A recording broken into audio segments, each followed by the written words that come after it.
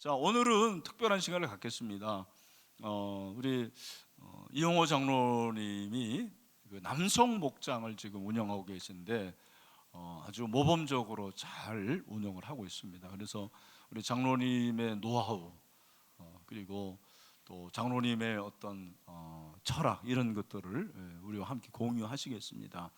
우리 이용호 장로님은 저와 함께 이제 우리 새생명 축제를 자리매김하는데 정말 큰 역할을 하셨어요. 늘 감사하는 마음이고 우리 여기 장로님들이 다 훌륭하신데 또 우리 이용호 장로님 그런 면에서 또 우리에게 도전을 주실 수 있다고 그렇게 생각을 합니다. 그래서 제가 가끔 얘기하잖아요. 남성 목장은 어느 교회나 안 된다. 대한민국에서 어느 교회도 안 된다라는 이런 생각을 떨쳐버리고 될 수 있다라는 것을 말씀해 주실 겁니다. 그래서 남성 목장뿐만 아니라 부부 목장, 여성 목장에도 크게 도움이 된다고 생각합니다. 자, 우리 이용호 장로님 나오실 때 우레와 같은 박수로 환영하겠습니다. 네.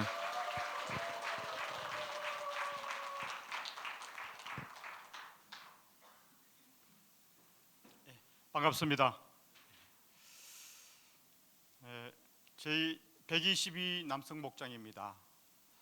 사례 발표를 할 만큼 아주 특별한 것은 없지만은 목장을 다년간 섬겨온 실무 목자로서 목장의 운영과 관련한 몇 가지 사항과 또 제가 평소 생각하는 것들을 정리하여서 함께 나누고자 합니다. 단순 사례 발표나 간증이라기보다는 메시지가 일부 가미되어 있으니 양지해 주시고 편하게 들으시면 좋겠습니다. 목사님께서 40분을 시간을 주셨습니다. 그래서 중간에 왜 저래 기냐 이렇게 생각하지 마시고 미리 생각해 주시면 좋겠습니다. 참고로 저는 1988년 1월에 신일교회에 등록하여 학생부 교사와 부장으로 10년 그리고 새가족 부장으로 3년, 그때는 서리 집사였습니다. 새가족부를 처음 조직했습니다. 전도 부장으로 목사님 오시기 전에 2년, 목사님 오신 후에 3년 해서 5년간 섬기고 2006년에 장로 임직을 하였습니다. 제가 신일교회 등록 당시에 약 35년 전이죠. 그때 출석 성도가 약 200명 정도로 제가 기억합니다. 그 후 400여 명까지 올라갔다가 목사님 오시기 전에 한 6개월 정도 조금 혼란기가 있어서 그때 좀 일부가 줄어서 목사님 오실 때는 한 350명 가까이 이렇게 되는 걸로 기억합니다. 그야말로 그 당시는 신일교회가 동네 교회였으며 전형적인 전통교회였습니다. 전통교회는 제가 설명하지 않아도 어떤 특성을 가지고 있는지 우리 목자님들이 잘 아실 것으로 생각합니다. 2001년 이건희 목사님 부임하신 후에 제자훈련과 새생명 축제를 통하여서 신일교회가 건강하게 또 변화와 성장을 거듭해 오며 있어 목사님과 함께 동력하면서 저 역시 교회와 함께 변화하며 성장하였습니다. 먼저 122 남성 목장의 현황을 설명드리겠습니다. 현재 주일 예배에 출석하는 목원은 13명입니다. 상반기까지는 보다 이제 얼마 전에 시가족이 한 명 등록을 오셨습니다. 그 다음에 목장 모임에 참석할 수 있는 9명인데 상반기에는 평균 7명이 모였고 근래 3주 동안에는 8명과 9명 이렇게 모이고 있습니다.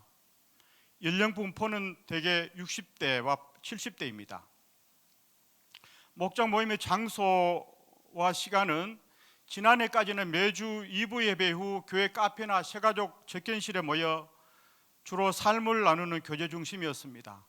금년부터는 매주일 2부 예배 후 지혜의 숲 도서관에서 약 40분간 모임을 가진 후 교회 식당에서 함께 식사를 합니다. 122 남성 목장의 특징을 말씀드린다면 오래전부터 저희는 여름, 겨울 방학에도 쉬지 않고 52주 계속 모임을 해왔습니다. 예배 후에는 목장 모임에 와서 커피를 마시며 목원들을 서로 만나는 것이 오히려 자연스럽고 마음을 편하게 여기는 것 같습니다. 그 대신 방학 기간에는 모임의 분위기를 좀 자유롭게 운영하는 편입니다. 그리고 목장 모임의 인도를 목자가 주로 하지만은 때로는 몇 사람이 교대로 하기도 합니다. 모임의 마무리는 항상 형제들의 손을 잡고 기도합니다. 왜냐하면은 제 경험으로 그냥 앉아서 편하게 기도하는 것보다는 마무리를 서로가 둥글게 앉아서 손을 잡고 기도하면은 기도에 임하는 목원들의 마음이 진지해지고요. 그 다음에 목원들의 결속력이 강화되는 것을 제가 확인하게 느끼고 있습니다. 제가 20대 때 그렇게 많이 이용을 했습니다. 그 다음에 목장에서 사용하는 교재는 지난 2월 달에 교구 목사님이 날샘을 큐티를 할 그 교재를 신청하라고 했습니다. 목자 단톡에. 그래서 제가 처음에는 3권을 신청을 했습니다. 신청하고 생각을 해보니까 새해 새봄 또 목사님이 새롭게 변화를 시도하시는데 이 3권으로 가지고 되겠느냐. 그래서 목원의 수만큼 12권을 신청을 해서 제가 나눠줬습니다. 그리고 목장 대금은 한 명을 선정해서 2,500원씩 거두도록 해서 커피값으로 그렇게 하도록 지금까지 그렇게 하고 있습니다. 그래서 지난 3월부터 6월까지는 날쌘 교재를 사용하였는데 한 주간 6일분 큐티 중 하나를 인도자가 사전 선택하여서 주중에 목장 톡방에 게시해 예습을 해오게 하였습니다. 목원들이 되게 연로하고 또 성경 내용을 잘 이해할 수 없는 일부 목원들이 어렵다고 그 얘기를 하셨습니다. 그 중에 정말 3년 동안 연락도 되지도 않고 전화도 안 받고 떠났던 그 목원이 부활절을 맞이하여서 가정 신방도 하고 또 정말 한 주간 드라마틱한 그런 과정을 겪어서 교회에 나오게 되었습니다. 그로부터 지금까지 지방에 내려갈 일 한 번 빠지고 한 주도 빠지지 않았습니다. 그 목원이 이게 너무 어렵다. 이것을 계속하면은 목장 모임에 나오지 않겠다. 그래서 제가 그 자리에서 얘기했습니다. 목장 교재가 그렇게 중요한 게 아니라고. 그렇게 생각하시면 제가 다음 주부터 당장 다른 교재로 하겠다. 그 자리에서 제가 답을 드렸습니다. 그래서 큐티 나눔을 교재로 하지 않고 그동안은 물론 이제 방학도 있었고 하반기에는 목사님 그날의 설교 말씀을 중심으로 하고 또 목자가 생각해서 필요로 한 주제를 가지고 교육식으로 또 그렇게 나눔식으로 할 예정입니다. 우리가 날쌘 교재를 이제 큐티 교재로 이렇게 이제 나눔으로 이제 쓰다가 보면은 성경 본문에 따라서 때로는 목장 나눔을 하기에 좀 애매한 본문도 있을 겁니다. 그때는 가끔 양념식으로 목자가 별도의 큐티를 만들어 활용하는 방법도 괜찮을 것 같습니다. 예컨대 저희는 탈북자 심주일 목사님의 유튜브 간증을 제가 너무 은혜롭게 이렇게 받아서 단톡방에 올려서 모두 시청해 온 후 나눔을 한 적이 있습니다. 왜냐하면 성경 본문을 몰라도 이 간증만 한번 그 관심 있게 들으면은 임할 수 있기 때문이죠. D형 큐티 질문을 제가 직접 만들었습니다. 날샘의 큐티 질문이 대개 비슷한 패턴으로 되어 있음을 발견할 수 있을 겁니다. 그 패턴대로 질문을 만들어서 활용해 보니까 그것도 새로운 맛이 있었습니다. 우리 목자님들도 한번 참고해 보시면 좋겠습니다. 그리고 소그룹의 리더로서 목자의 자세, 제가 영혼을 돌보는 사역을 감당하는 목자들에게는 어떤 마음과 자세로 이 직책을 임할 것인지 이것이 가장 중요하다고 저는 생각합니다. 그래서 제가 이 교환을 만드는 데 있어서 그냥 고민할 거 없이 제가 바로 답을 3가지로 바로 정리했습니다. 첫째, 나에게 맡겨진 한 영혼에 대한 소중함을 꼭 인식하는 것이 중요하다고 생각합니다. 우리가 새생명 축제를 지난해까지 21번 했습니다. 태신자 작정을 한 3,000명 정도 우리가 코로나 전에는 거의 했지 않습니까? 3,000명 작정하면은 당일에, 물론 처음에 제가 이제 어제는 제가 만든 모든 자료는 저는 버리지 않고 전부 35년 전의 자료도 다 있습니다. 제가 만든 거는. 그래서 제가 다 찾아서 보니까 처음에는 한 5% 정도 참석을 해서 작정 대비 당일 출석이, 그게 40%, 35%로 하다가 30%대로 하다가 근래는 20%로 줄었습니다. 물론 줄는 이유는 여러 가지가 있습니다. 나쁜 거는 아닙니다. 이제 또 목사님이 드라이브를 강하게 거시니까 작정을 많이 하는 것도 있고 또 여러 가지 의미가 있겠습니다. 그래서 근래는 한 20% 정도 참석을 하고 있습니다. 3,000명 작정해서 20% 하면 600명 당일 참석하면은 결신은 처음부터 지금까지 50%에서 약 한 55% 정도 결신합니다. 그러면은 50%를 하면은 300명 결신하지 않습니까?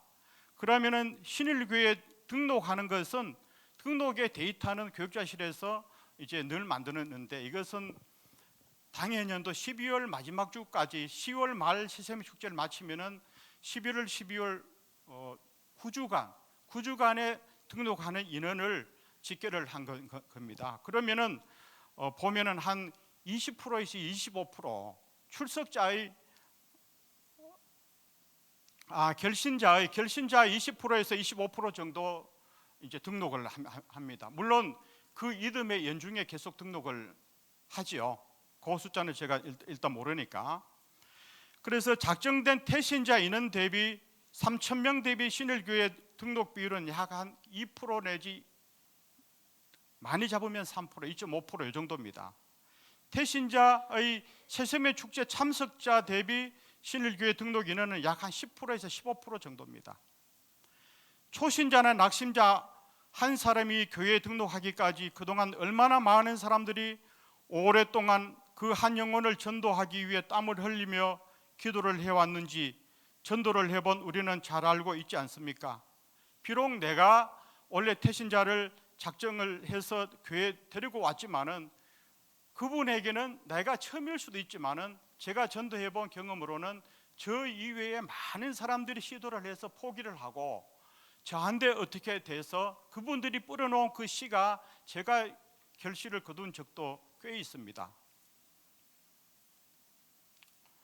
그래서 한 영혼의 천하보다 더 귀하다고 예수님은 하셨습니다. 나에게 맡겨진 목은 한 사람 한 사람이 얼마나 귀하고 소중한지 우리 모두는 꼭 인식해야 할 것입니다. 우리 교회에 지난주까지 등록하는 인원이 138명입니다.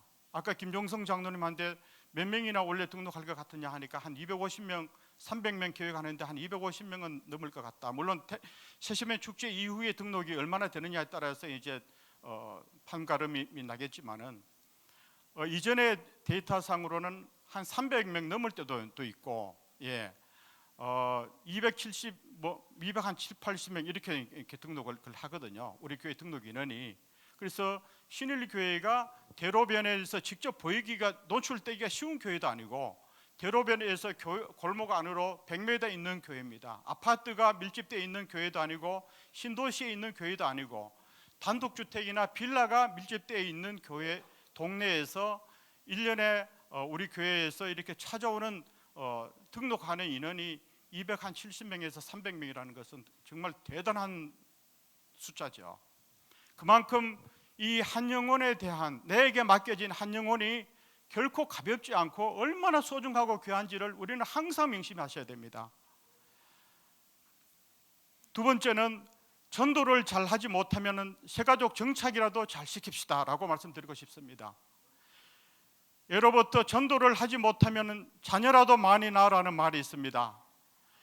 왜냐하면 이 땅에 믿는 자의 수를 더하여 하나님 나라를 확장하는 것이 급하고 중요하기 때문이죠.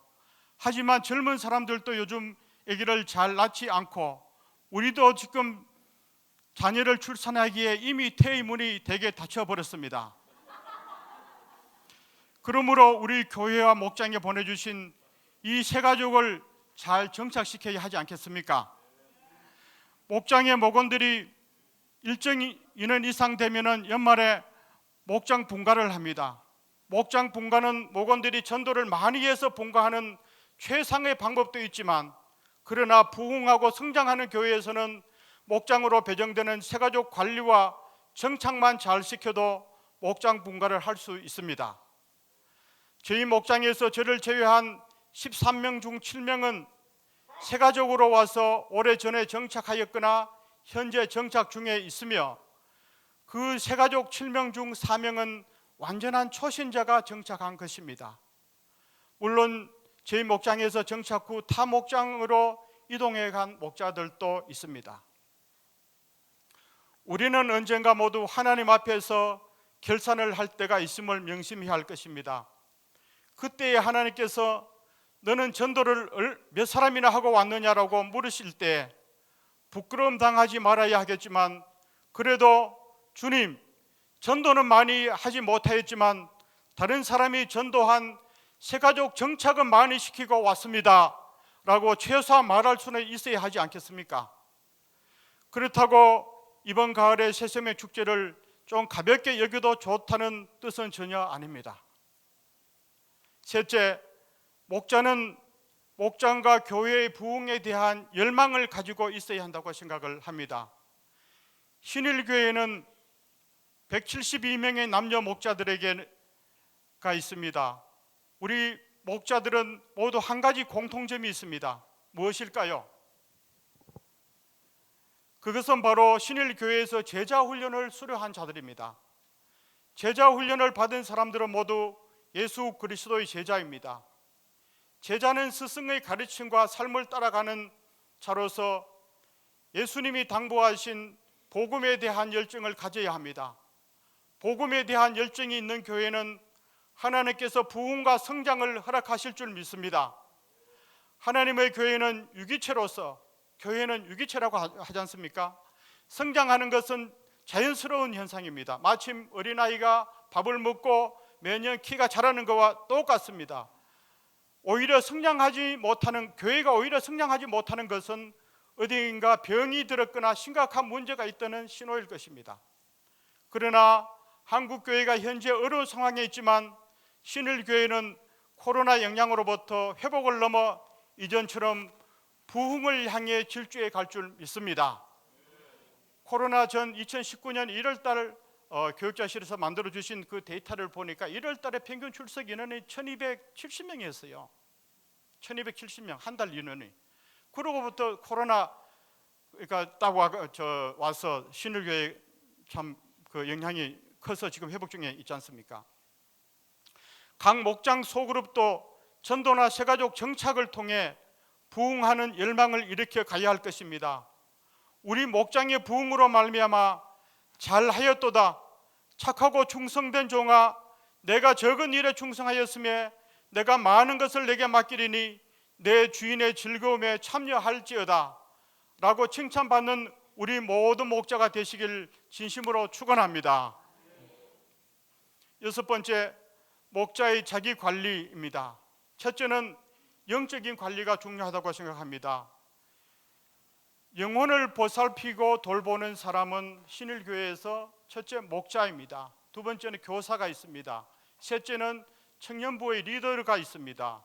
이와 같이 영혼을 보살피고 돌보는 사람들은 인성이나 성품도 중요하지만은 목자로서 일정한 영적인 상태도 계속 유지되어야 지치지 않고 사역의 열매를 많이 맺을 수 있다고 생각합니다. 그러기 위해서 영혼을 돌보는 영적인 사역자는 내 힘이 아닌 성령께서 주시는 능력을 공급받고 덧입어야 한다고 생각을 합니다. 두 번째, 목자는 성경 말씀에 대한 지적인 호기심이 있어야 한다고 생각을 합니다.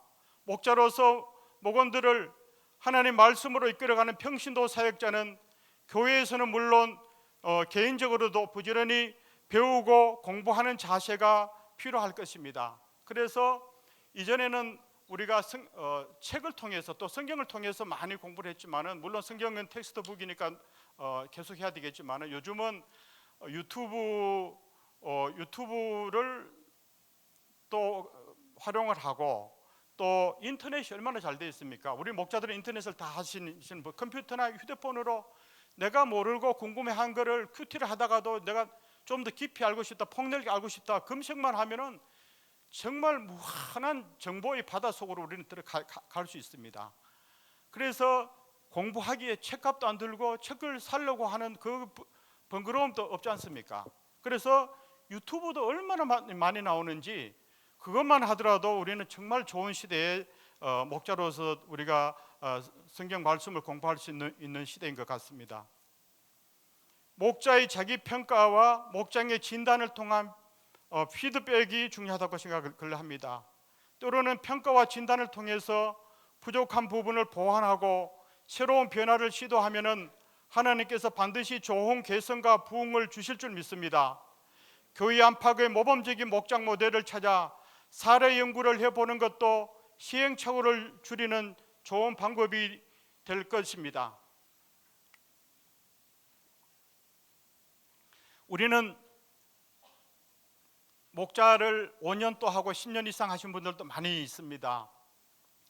이렇게 하다가 보면 타성에 젖는 경우를 많이 발견하실 거예요. 왜냐하면 직장은 과업을 달성해야 되고 보고도 해야 되고 인사고과에 반영도 되지만은 교회라는 것은 못한다고 특별하게 질책이나 책임을 추궁받는 것이 아니기 때문에 정말 열심히 하나 아니면 그렇게 하지 않고 타성에 이렇게 젖어서 하나 쉽게 하면은 한없이 쉽게 할 수 있는 것이 교회의 그 사역인 것 같습니다. 그러나 우리가 냉정하게 우리 목장을 좀 더 발전되고 좀 더 개선해서 새롭게 한번 시도를 해서 더 발전적인 모습으로 부흥을 해보고 싶다, 이러한 뜻만 있으면은 우리는 현재 우리 목장을 한번 분석을 해보는 거예요. 우리 목장이 3년 5년 동안 부흥하지 않고 늘 정체되어 있다. 그러면 왜 정체되어 있는가? 다른 목장은 분가도 하고 부흥도 한다 하면은 그 목장은 어떻게 해서 저렇게 하는가?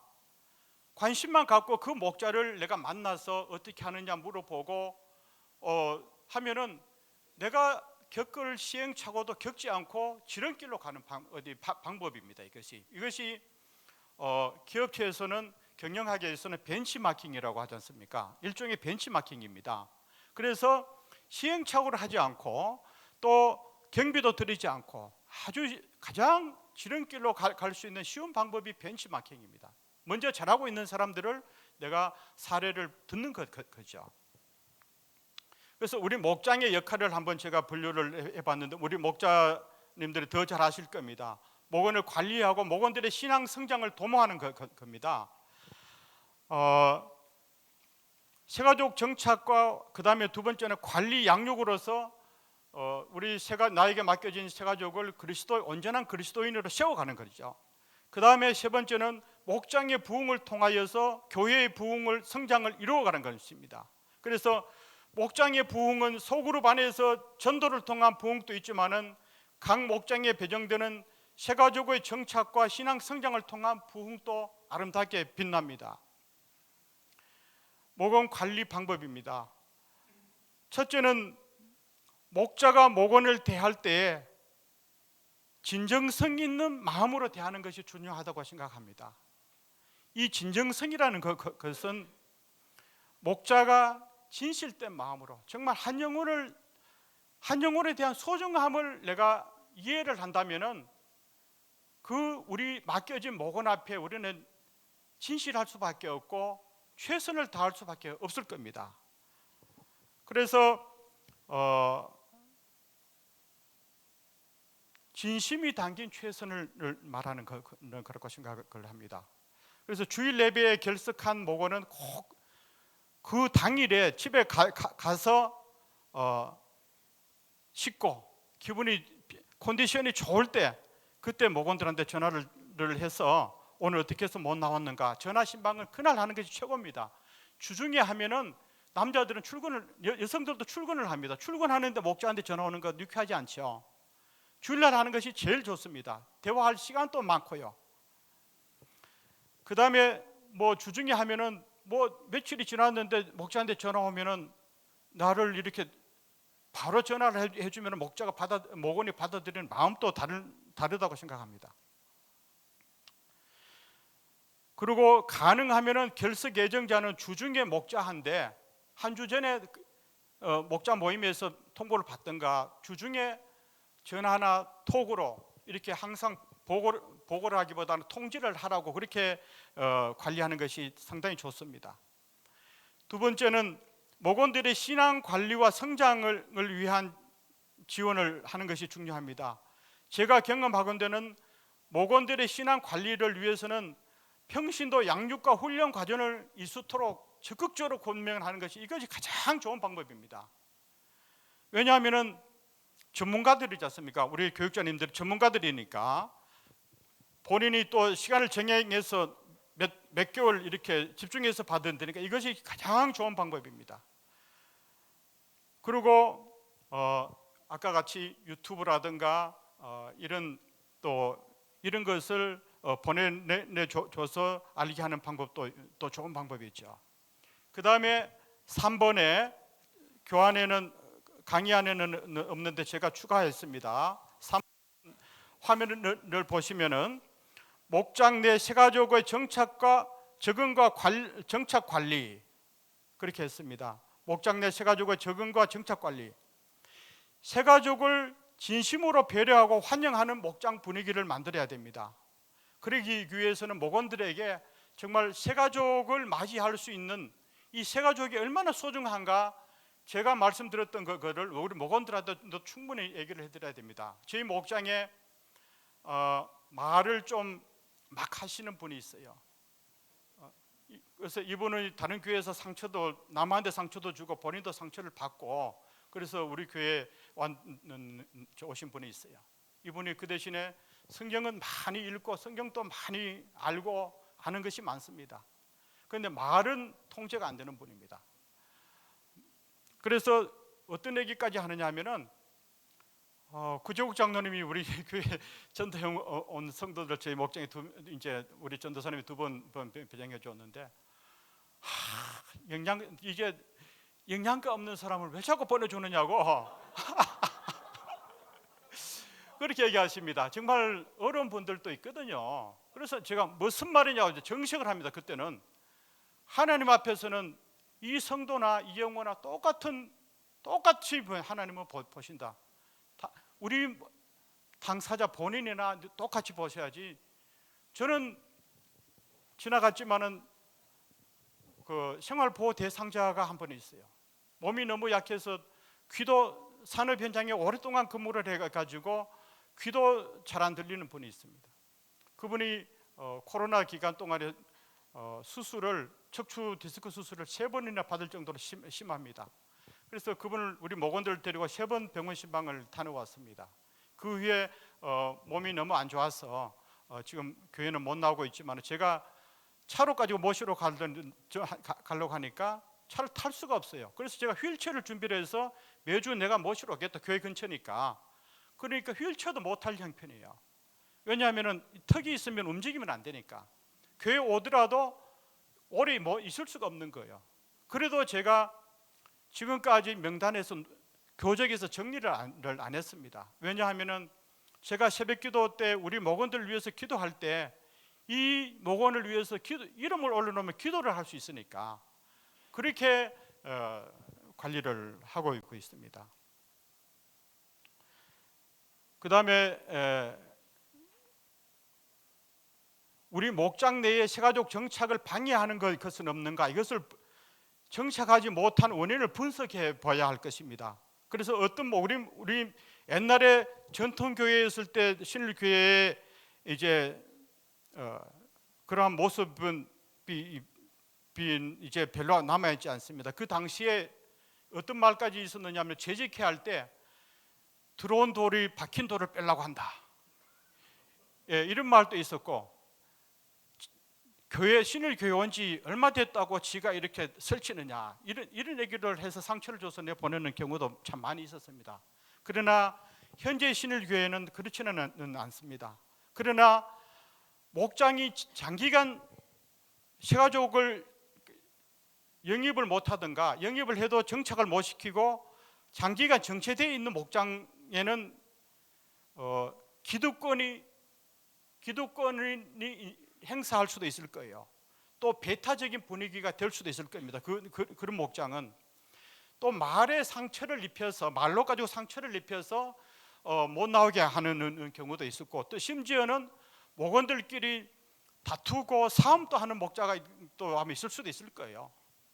그래서 우리 목장이 장기간 몇 년 동안 계속 침체되어 있다고 하면은 우리 목원들은 정확하게 우리 목장을 분석을 해봐야 됩니다. 그래서 무엇보다 새가족 정착에 대한 목자의 관심과 역할이 가장 중요하다고 생각합니다. 그 다음에 목장 단톡방을 적극적으로 활용하고 활성화시키자라고 말씀드립니다. 우리 목자님들이 훨씬 더 잘하시리라고 생각을 하고 있습니다. 그래서 목자들은 일주일에 꼭 한 번씩 목장 단톡에 공지사항을 올려야 할 것입니다.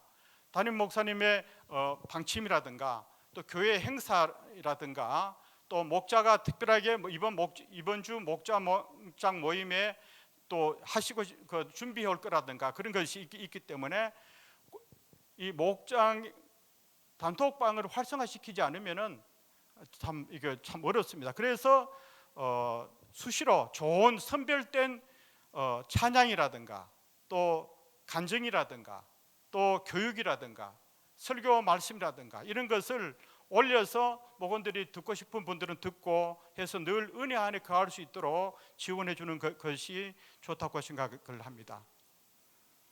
그 다음에 목원들의 단합과 결속력 강화를 위해서는 계절적인 소풍을 교회에서 시행하지 않더라도 목장이 필요에 의해서 그렇게 하는 좋겠습니다. 저희는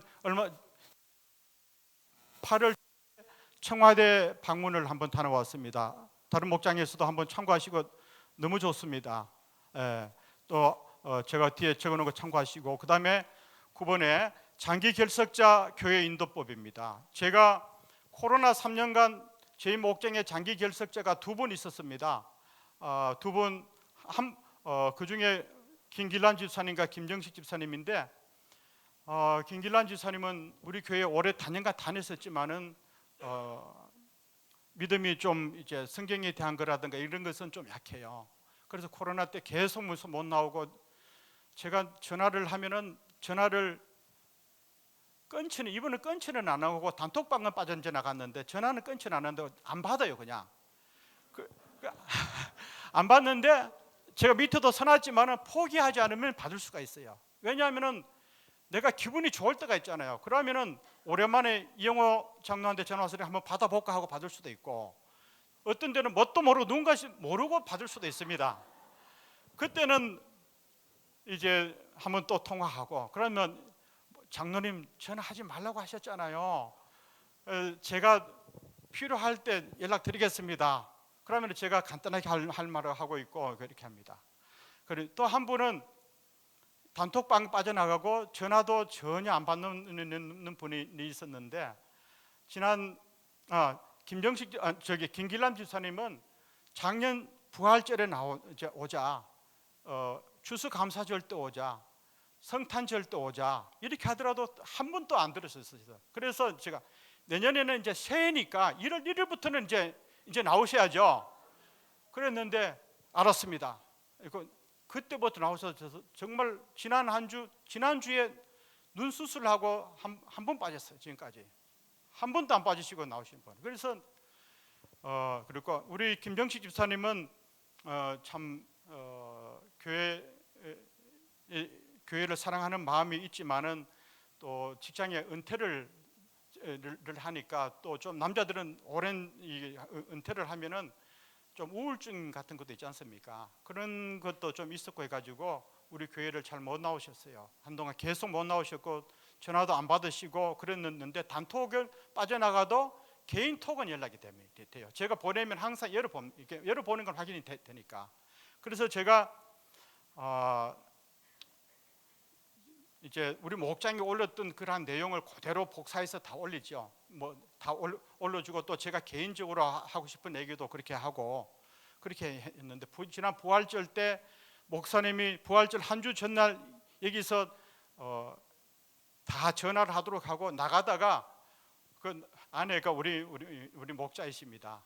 이 자리에 어디 계시는데 제가 나가면서 얘기했어요. 그동안에 많은 얘기를 했으니까 이번에 나오지 않으면은 올 연말에는 저희 목장에서 이름을 지우겠습니다. 제가 마지막 통보를 했어요. 왜냐하면은 그런 상황이니까요. 그래서 헤어지고 한 3분에서 5분 정도 지났을까 바로 전화 왔어요. 장로님 오늘 제 남편 신방해 주세요. 알았습니다. 집에 가서 씻고 케이크 하나 준비를 해서 집에 갔습니다. 문을 열고 이제 처음 온 것 같이 전혀 우리는 이게 오라는 걸 그런 걸 서로 얘기 안 하도록 했으니까 그래서 문 열어서 이제 차를 마시는 데는 언제 그랬느냐 따라서 이전처럼 똑같은 거예요. 뭐 어색한 게 전혀 없이.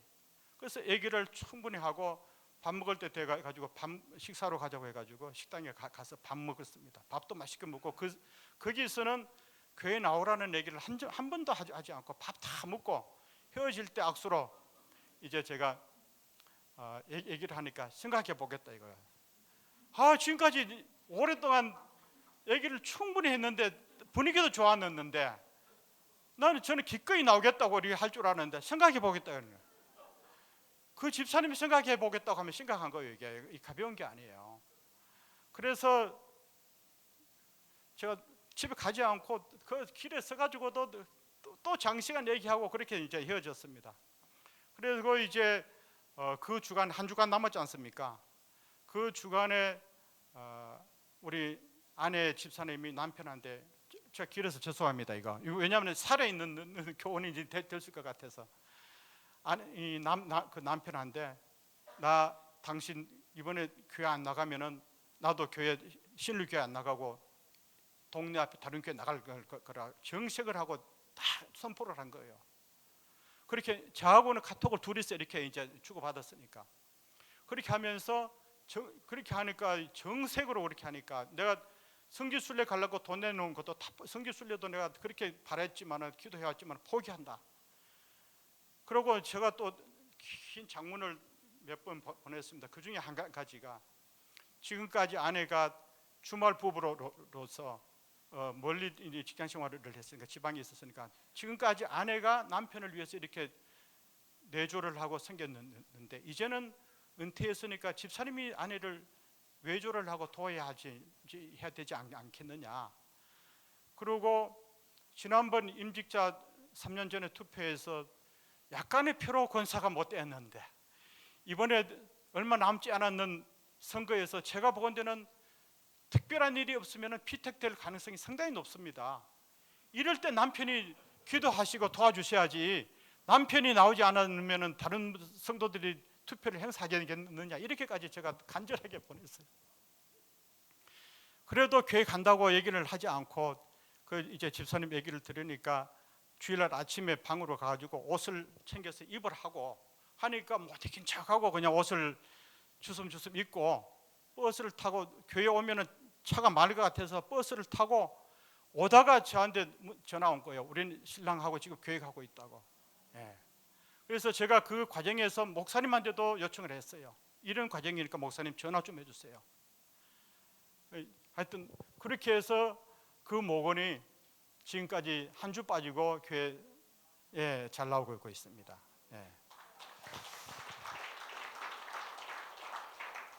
먼저 장기 결석자가 아마 각 목장별로 있고 또 앞으로도 있을 수 있을 텐데 제가 생각하는 것을 한 10가지로 정리를 해봤습니다. 먼저 어떤 사유로 목원이 교회에 잘 나오지 않는지 초기에 원인을 파악해서 그게 적절한 조치를 취해서 장결자가 되지 않도록 하는 것이 최상이죠. 그 다음에 그 목원들을 위해서 조용한 시간에 새벽기도 마치고 늦게까지 기도할 때 기도하면은 저 같은 경우에는 기도 중에 참 방법과 지혜를 많이 주시는 것을 저는 느껴요. 이것뿐만 아니고 다른 것도 마찬가지고 기도를 하면은 몰랐던 것도 생각나게 하고 하는 그런 역사가 우리 가운데 일어날 줄 믿습니다.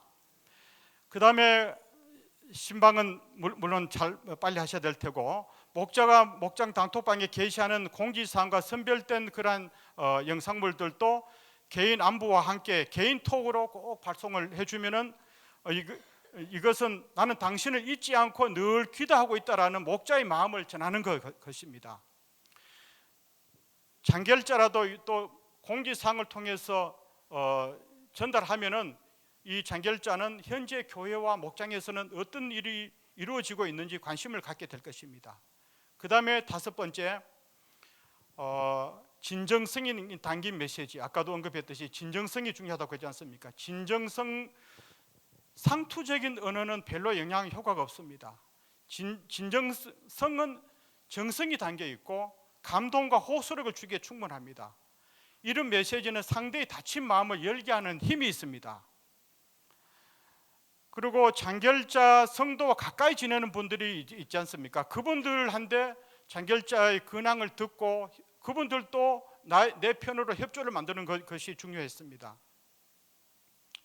그 다음에 목자 혼자서만 하지 말고 우리 목원들도 활용하고 장결자 가족도 협력을 도움을 받고 또 교육자님이나 우리 직분자들도 도움을 받고 다른 목장 운영을 잘하는 분들의 도움도 받는 것이 조언을 받는 것도 중요합니다. 그 다음에 제가 말씀드렸듯이 전화를 잘 받지 않아도 포기하지 않으면 통화할 수 있다고 얘기했지 않습니까? 얼마 전에 이제 장로님들이 장결자 전화를 하는데 전화번호 이제 바꿔서 하는 데가 있었어요. 그걸 먹었는데 집 전화는 있더라고요. 제가 집 전화를 딱 했어요. 마침 하니까 따님이 전화를 받는 거예요. 그래서 신일교회 영호 장로님 장로입니다 하니까 엄마 회사 갔는데요 그러더라고. 엄마 핸드폰 번호 좀 알 수 있을까요 하니까 바로 알려 주는 거예요. 그래서 제가 교구 목사님한테 드렸어요. 그렇지 전화를 포기하지 않으면 하나님께서 열어주실 줄 믿습니다. 예. 또 그 다음에 아홉 번째, 교회의 절기나 특별한 절기나 행사를 계기로 참석할 수 있도록 적극 고민하는 것. 특히 신년주일 1월 첫째 주일 큰 의미가 있죠. 새로운 각오로 새로운 마음으로 임하니까. 그 다음에 부활절, 추수감사절, 성탄절, 그 다음에 체육대회나 야외활동, 또 세세미 축제 때도 좋습니다. 세세미 축제 때 다시 한번 복음을 들을 수 있으니까. 그 다음에 타 목장의 장결자 관리는 어떻게 하고 있는지 또 회복한 사례를 파악해서 우리 목장에 적용을 해보는 것이 중요합니다. 그래서 선정된 그런 목장과 그 대상과 우리 목장을 한번 비교 분석을 해보고 그 목장의 장점을 보고 우리 목장에도 해보는 것이, 그것이 아까 제가 지름길이라고 했지 않습니까? 그래서 열 번째, 현재 목장 운영하면서 어려운 점, 저희 목장뿐만 아니고 전반적인 것을 위해서 제가 말씀드리면은, 저희 목장은 이제 나이가 있고 또 신앙 연륜의 차이가 있기 때문에 큐티 나눔을 하는데 세가족도 있고 성경 지식 오래 다녔더라도 성경 지식을 모르는 사람들도 있으니까 큐티 나눔 하는 때 참 이게 어려운 거예요. 그분들이 못 따라오니까. 그래서 목사님이 그 점을 참고로 해주시면 좋겠습니다. 그 다음에 이제 초신자나 교회 다닌 지 오래된 성도라도 신앙의 기본이 약한 목원들이 있을 겁니다. 우리가 이런 분들은 양육 과정, 평신도 양육 과정과 별개로 좀 반기별로 특별한 주제를 가지고 특강식으로 이렇게 해주시는 것도 좋을 것으로 생각합니다. 예컨대 구원의 확신, 강의식으로 하는 방법도 있고 또 전도 폭발식으로 하는 방법도 있고, 구원의 확신이라든가 또 성경 읽고 묵상하는 방법이 물론 큐티반에 등록하면 좋지만은 그렇게 하기는 또 이제 쉽지 않으니까 한 타임짜리로 그렇게 하는 거라든가, 기도하는 법, 기도를 목자가 기도를 가르쳐 주기도 하지만은 목자가 또 잘하는 목자도 있고 또 경험이 잘 모르는 목자도 있고 또 이제 그런 거 있기 때문에 그런 것도 좋고, 또 성경 지리에 대한 거, 성경 지리, 저는 이제 목자 우리 나눌 때 성경 지리, 제가 제 집에 성경 지리 제가 관심이 있어서 성경 지리에 대한 책도 몇 권 있기 때문에 가지고 와서 성경 지리에 대한 것도 제가 짚어주고 이제 그렇게 조금 어디 나누는 편이에요. 그래서 성경 지리에 대한 것도 한두 타임 그렇게 해주시는 것도 어디 도움이 되겠습니다. 그 다음에 신임 목자를 위해서 신임 목자를 위한 매뉴얼이 준비를 하면 좋겠고요.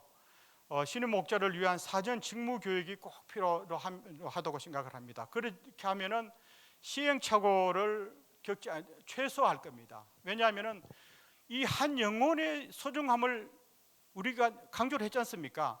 한 영혼을 시행착오를 하면은 한 영혼을 떨어뜨리는 거예요. 그래서 시행착오를 최소화하든가 하지 않도록 우리 목자들을 우리 교회에서는 관리를 해주시는 것이 필요하다고 생각합니다. 마무리를 하겠습니다. 사랑하는 신을 위해 목자 여러분, 우리 시대에 성장하고 부흥하는 교회에 출석하고 있다는 것이 얼마나 다행이고 감사한 일인지 한번 생각해 보신 적 있습니까? 부흥하는 교회는 늘 변화가 있고 교회의 분위기가 활기찹니다. 그리고 성장하는 교회에서는 부흥하는 목장이 많이 일어날 수 있습니다. 이는 마치 전도하는 교회에서 전도자가 많이 배출되는 것과 같은 것입니다. 부흥, 이는 듣기만 하여도 우리 가슴이 뛰지 않습니까? 18세기 미국의 유명한 부흥 운동가이며 미국의 제1차 대각성 운동을 주도한 조나단 에드워드는 말했습니다. 부흥은 하나님의 주권적인 선물이다. 그러나 아무에게나 임하는 것이 아니라 사모하는 자와 사모하는 곳에 임한다고 하였습니다. 하나님은 지금도 여전히 새로운 부흥의 물결을 일으키시길 원하십니다. 이 시대 신일교회를 한국교회 부흥의 새로운 모델로 만들어 보면 어떻겠습니까? 우리 모두 부흥을 사모하며 내 영혼과 목장과 교회의 부흥을 꿈꾸며 기도합시다. 부흥은 간절히 사모하는 자와 사모하는 목장에 일으키실 줄 믿습니다. 내 영혼의 부흥은 물론 우리 목장의 부흥을 통하여 우리 모두 신일교회 부흥의 주역들이 다 되시길 소망합니다. 할렐루야. 정말 우리 이용호 장로님 같은 분이 우리 교회에 있다라는 게 축복입니다. 네, 그래서 우리 장로님은 목회했어도 잘했을 것 같은데 보니까 네, 너무 감사하고 우리 장로님들이 다 정말 너무 훌륭합니다. 늘 저는 자랑해요. 어디 가든지 자랑하고 네, 우리 여기 장로님들 다 귀하게 사역을 하고 얼마나 감사한지 모르겠습니다. 제가 참 어떻게 이렇게 복을 받고 태어났는지 모르겠어요. 그래서 이런 교회에서 23년 목회하면서 하나도 안 늙잖아요. 장로님들이 고생을 안 시키니까 우리 동기들 가보면 다 할아버지예요. 진짜예요. 아우, 지난번에 미국에 한번 가봤는데 와 진짜 사진 보더니 우리 애들이 놀라는 거예요. 아빠 동기 맞아? 한 30년은 늙어 보이는데 그러더라고요. 진짜예요. 그래서 우리 장로님들이 너무 감사하고 또 목자들이 감사하고 여러분 부흥은 사모하는 자에게 임하는 거예요. 늘 말씀하잖아요. 네. 여러분들이 부흥의 주역이 돼야 돼요. 그렇게 될 줄로 믿습니다.